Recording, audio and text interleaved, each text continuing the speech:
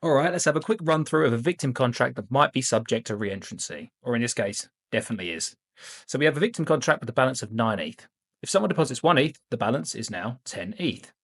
This also updates the user balance mapping to say that the user now has 1 ETH. But what if that user was malicious? Well, let's go and take a look at our bad boy hacker contract. And as we can see, this contract is bloody simple. All this hacker's doing is calling the deposit function to deposit 1 ETH and update their user mapping. And then directly after this, they're calling the withdraw function for that same 1 ETH, which hits the require check. This require check is going to pass because they do indeed have a user balance. The contract will then send out their 1 ETH, which will then hit the hacker contract's fallback function. Now, this fallback function is very clever. When it's called, it again calls the withdraw function for the same 1 ETH. Because the user balance hasn't been updated yet, the check will pass. This is going to send 1 ETH directly back to the fallback function. It calls the withdraw function again, which will again pass and again send 1 ETH. This attack will go on and on until all of the victim contract's funds have been completely drained. The balance of the user was never updated. So the contract doesn't know that the user doesn't have any funds anymore. Now, this is really easy to solve. All we're going to do is make sure that the contract state,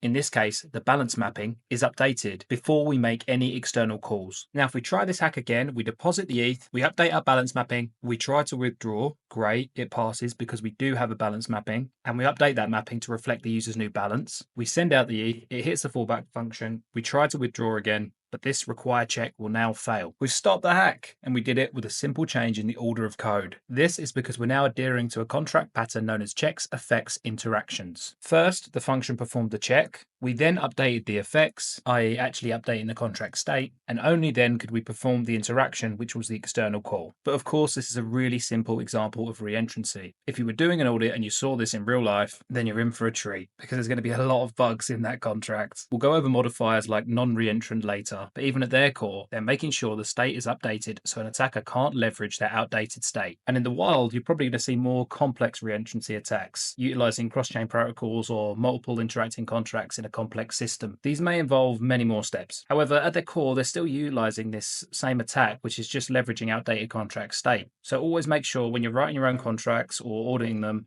that there's no external calls being made while there's still any outdated state.